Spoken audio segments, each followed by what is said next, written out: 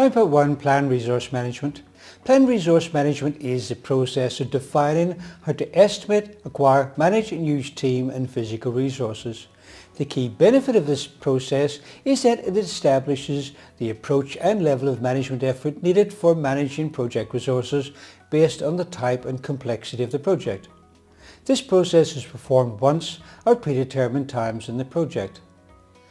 Resource planning is used to determine and identify an approach to ensure that sufficient resources are available for the successful completion of the project. Project resources may include team members, supplies, materials, equipment, services and facilities. Effective resource planning should consider and plan for the availability of or competition for scarce resources. These resources can be obtained from the organisation's internal assets or from outside the organisation through a procurement process. This may significantly impact project costs, schedules, risks, quality and other project areas. That's from PMBOK Guide, page 312. Up until the 6th edition of the PMBOK Guide, this knowledge area was called Project Human Resource Management, and as the title suggested, it only dealt with people.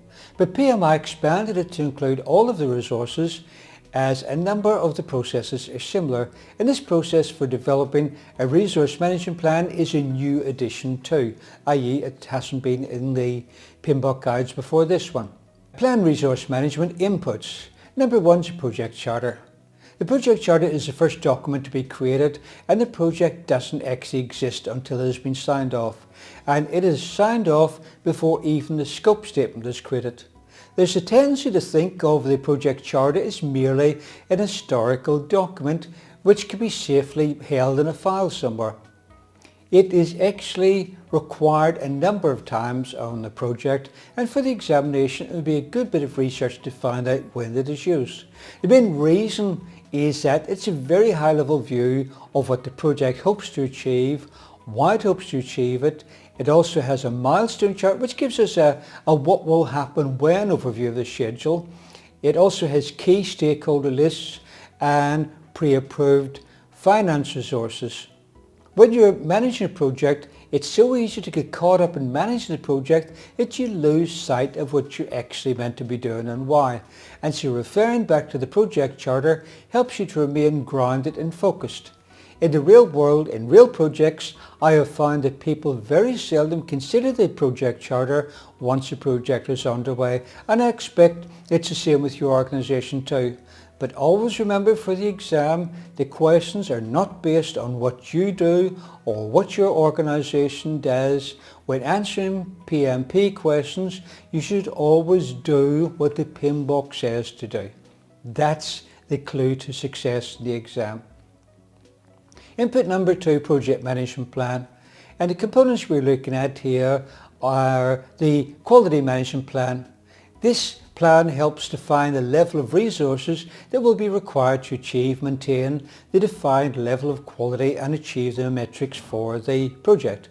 There's no point in saying you will set up a 10-person change control authority and have 5 people for each product performing quality control checks if you don't have the people to do it. And so this is where you will find out what is expected. Scope baseline.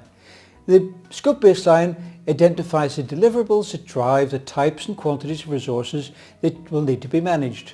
If the scope baseline specifies software to be produced, then you will need to provide software experts. If you need a wall built, you need bricklayers and labourers and so on. Input number 3, project documents. The documents that need to be considered as inputs for this process are the project schedule to show when you need resources and for how long you need them. Requirements documentation to specify the type and amount of resources needed for the project and may influence how they are managed. Risk register for the information on relevant threats and opportunities that may impact resource planning. Stakeholder register to help identify stakeholders who have a particular interest in or an impact on resources needed for the project. For example, if you require information technology resources, then you will probably find that the IT manager wants to be involved. The stakeholder register will also helps to identify stakeholders who can influence use of one kind of resource over another. Input number 4, environmental enterprise factors. Input number 4, enterprise environmental factors. The environmental factors can influence the plan resource management process or organizational culture and structure, geographical distribution of facilities and resources. If the resources are located a long way off, it might be cheaper to obtain local resources, or in some cases, if it's a lot of resources which are stored elsewhere, it may be cheaper to relocate the team to where the resources are. Existing resources, competencies and availability and marketplace conditions. How easy is it to get resources from outside the organisation? How much are they likely to cost? Input number 5, organisational process assets. And here we're thinking of human resource policies and procedures, physical resource management policies and procedures, safety policies, security policies, templates for the resource management plan, and historical information or for similar projects. Plan resource management tools and techniques. Number 1, expert judgment. Expertise should be considered from individuals or groups with specialised knowledge or training in the following topics. Negotiating for the best resources within the organisation. This can be especially useful if you work in a weak matrix organisation, which I'll cover later in this module, because instead of being given people for your team, you will have to borrow them from their line managers. On top of that, you'll have to make sure that people with a high level of skill or knowledge are available, but they will be in great demand. And you will need all the help you can get, otherwise you'll end up with the outcasts and the rejects. You have probably seen movies where a teacher is given a class of ragtag misfits and somehow the teacher works a miracle and they win a major competition. For some reason, those miracles never happen in projects. So my advice is, do your best to get the best. What other expert judgment will you need when planning resources? Talent management and personnel development so that you can work a miracle on your ragtag bunch of misfits. Determine the preliminary effort level needed to meet project objectives. Determine reporting requirements based on the organisational culture. Estimating lead times required for acquisition based on lessons learned and market conditions. In the public service in Australia, and probably other countries too, it takes around 6 weeks to go from requesting an external resource to actually having that person sit at a desk. And other resources might have to be imported and cleared through customs. A few years ago I decided to buy a new guitar for my son for Christmas. I bought him a Gibson robot guitar. It's really clever. It can tune itself and it can load up its own strings and things like that. And I bought it from the US. I live in Australia, but it took 2 weeks longer than expected to arrive and over $100 more. The reason was that the guitar body is solid mahogany, and coming into Australia it had to be fumigated and quarantined for 2 weeks in case there were any beetle larvae in the wooden guitar body. And that's BEETLE larvae, by the way, not BEATLE. It wasn't Norwegian wood. Okay, so we are looking at what expert judgment we need. Identifying risks associated with the resource acquisition, retention and release plans. Complying with applicable government and union regulations in managing sellers and the logistics effort to ensure materials and supplies are delivered when needed. If you're going to buy 1 million tons of bricks, it would be inconvenient to have them all delivered on day one, and your financial controller wouldn't pay for them. Much better to have a supplier deliver a pile at a time when you actually need them. Tools and techniques number 2, data representation. The techniques that can be used for this process include charts.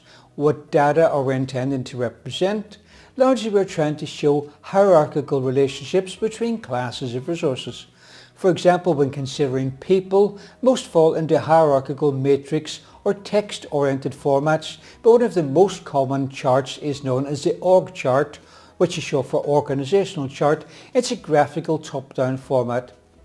These are intended to show the levels of reporting structures of the organisation and also indicates lines of communication.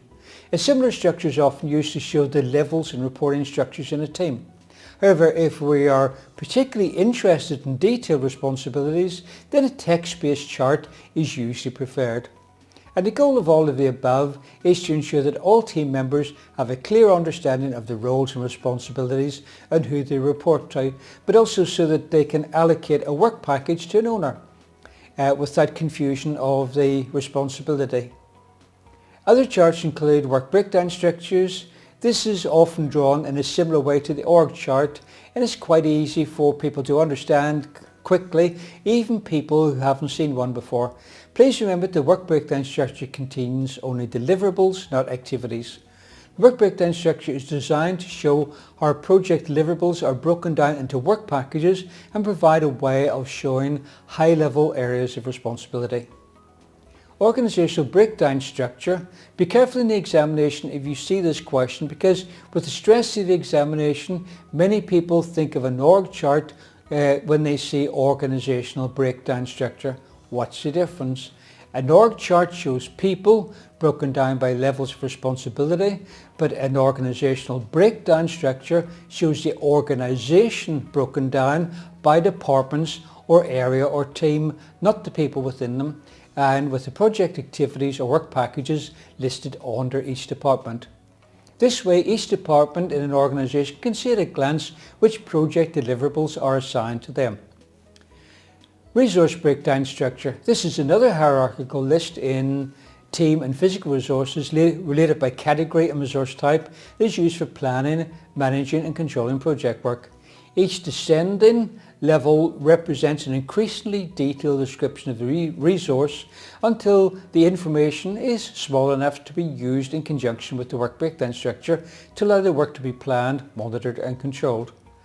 Responsibility assignment matrix. The RAM chart shows the project resources, i.e. the team members, assigned to each work package.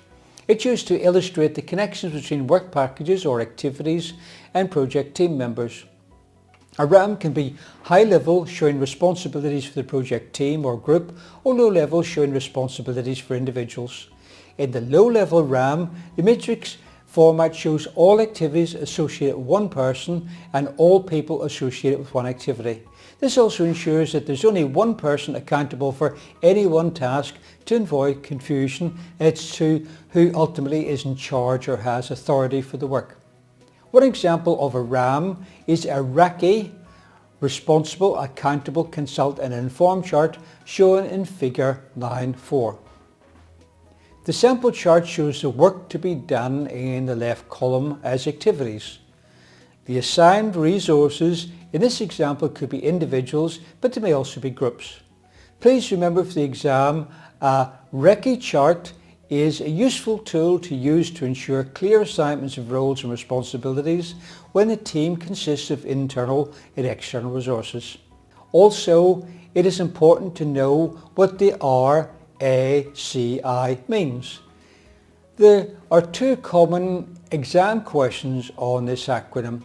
One question will ask what RACI means and offer 4 possible lists with responsible, accountable, consult, inform as the correct answer. Another question will try to find out if you understand the difference between responsible and accountable. Do you know the difference? Responsible person is a worker, i.e. somebody who actually does the work. An accountable person is a manager who delegates the work to the worker and must ensure that the work has been done.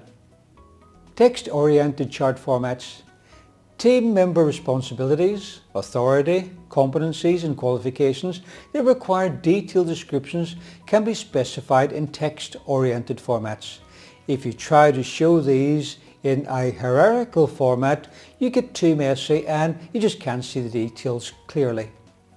Many organizations have standard templates for these charts, or you might find the previous examples in Lessons Learned repository that you can recycle. Tools and techniques number 3, organizational theory. Organizational theory provides information regarding the way in which people, teams and organizational units behave. Effective use of common techniques identified in organizational theory can shorten the amount of time, cost and effort needed to create the planned resource management process outputs and improve planning efficiency. Applicable organizational theories may recommend exercising a flexible leadership style that adapts to the changes in the team's maturity level throughout the project lifecycle. It's important to recognise that the organisation structure and culture impacts the project organisational structure, and that's from the PMBOK guide, page 318. Tools and techniques number 4, meetings. Project team may hold meetings to plan resource management for the project. Plan resource management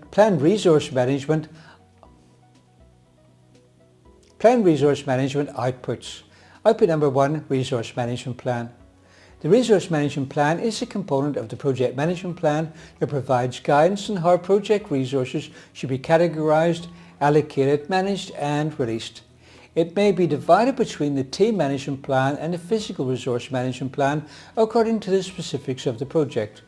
The resource management plan may include information of resources, methods for identifying and quantifying team and physical resources needed, acquiring resources, guidance on how to acquire team and physical resources for the project, roles and responsibilities.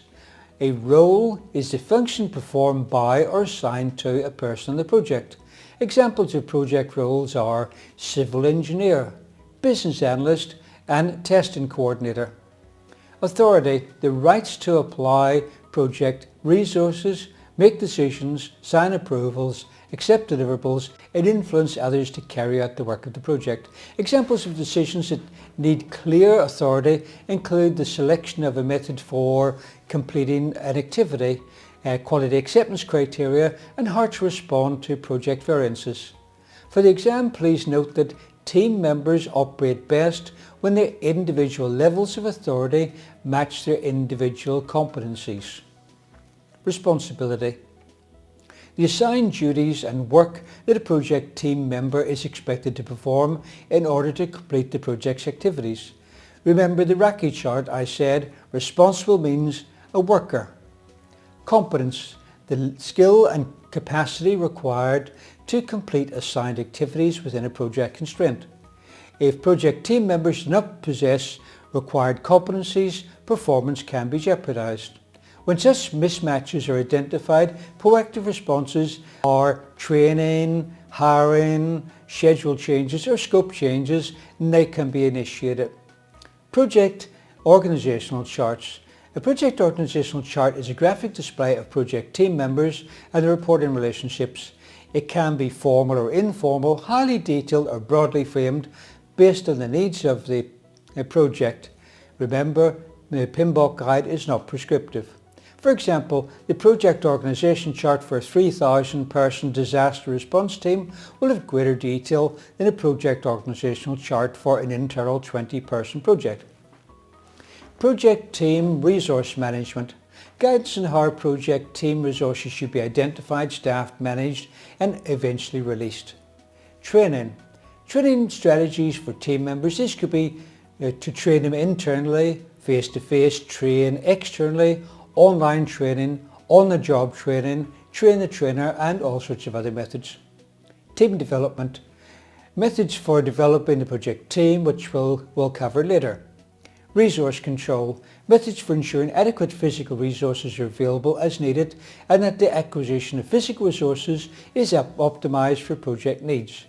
Includes information and management, inventory, equipment and supplies throughout the project life cycle.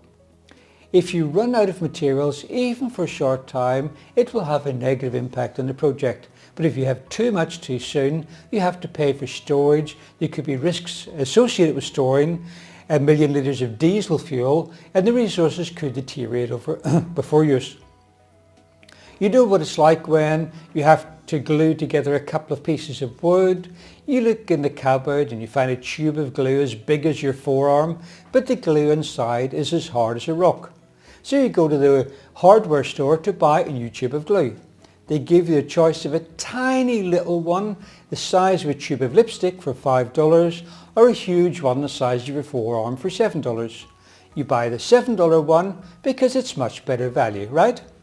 However, buying a $7 one is normally a false economy because you spend $7, do some gluing that the $5 tube would have been sufficient for, then you store the big tube in your cupboard, but when you eventually want to use it again, it's as hard as a rock. You just wasted $2 Not such a big deal, you say, but now you multiply it by 1,000 or by 10,000 for a similar mistake on a project. Recognition plan. Which recognition plan and rewards will be given to team members and when will they be given? Rewards which will be given, we will cover these later, are usually the responsibility of the project manager and rarely include cash inducements. Surprise, surprise. Output number 2, Team Charter. The Team Charter is a document that establishes the team values, agreements and operating guidelines for the team. You might find this in the exam and it might be referred to as the ground rules. The Team Charter may include team values, communication guidelines, decision-making criteria and processes, conflict resolution process, meeting guidelines and team agreements. The Team Charter establishes clear expectations regarding acceptable behaviour by project team members. Early commitment to clear guidelines decreases misunderstandings and increases productivity, but it is likely to work best if it is part of a formal induction process and not just presented on a type sheet or a web page, and is further enhanced if team members are given the opportunity to contribute. All project team members share responsibility for ensuring the rules documented in the Team Charter are followed. Output number 3, project document updates. These would include the assumption log, the risk register and have a look at the risk register. The risk register is updated with risks associated with team and physical resource availability or other known resource related risks. This could include certain expert resources being unavailable, accidents and injuries, staff strikes, threats from storing dangerous materials, substandard materials and so on. In a new children's hospital built recently in Australia, the imported ceilings contained asbestos. The low quality water fittings contaminated the drinking water with lead for several years and the cladding on the outside of the building was not sufficiently fire retardant. These risks didn't seem to be in the risk register for the project, but hopefully they were added to the lessons learned repository so that they'll be in the risk register for future projects. And that brings us to the end of the plan resource management. The next lesson is 9.2, Estimate Activity Resources. Please read the corresponding chapter of the PMBOK guide before watching the video.